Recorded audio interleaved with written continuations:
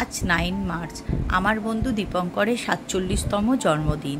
তাই আমার বান্ধবী সৌমশ্রী সকাল থেকে ওর জন্য বিভিন্ন ধরনের রান্না করেছে আর অপেক্ষা করছে কখন আসবে। এই যে এসছে, ওকে সারপ্রাইজ দিচ্ছে। ও তো এত কিছু আয়োজন দেখে আপ্লুত হয়ে গেছে, তাই আনন্দে একটু নৃত্যই করে নিচ্ছে। এই দেখুন, এবার আমার বান্ধবী ওকে দেখাচ্ছে, দেখো তোমার 47তম জন্মদিনে 47 রকমের আইটেম করেছি। তাই জন্য ও আমার বান্ধবীকে ধন্যবাদ জানাচ্ছে। আর আগেই বলেছি, আমাদের যে বন্ধুরই জন্মদিন থাকুক না কেন, আমরা সবাই মিলে তাকে সারপ্রাইজ দিতে যাই। তাই আমরা সব বন্ধুরা মিলে চলে এসেছি কেক নিয়ে দীপঙ্করকে সারপ্রাইজ দিতে। আর এই পার্টিটি আয়োজন করা হয়েছিল আমার আরেক বান্ধবীর বাড়িতে।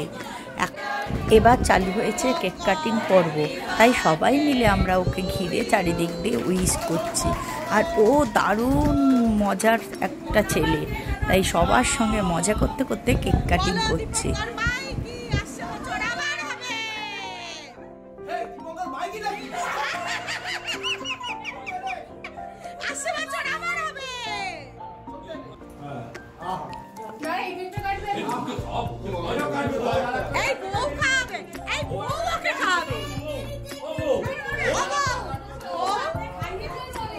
এইভাবে আমরা আমাদের গ্রুপের প্রত্যেকটা বন্ধুর জন্মদিনে তাকে সারপ্রাইজ দিই এবং তার সেই দিনটাকে স্পেশাল ফিল করাই।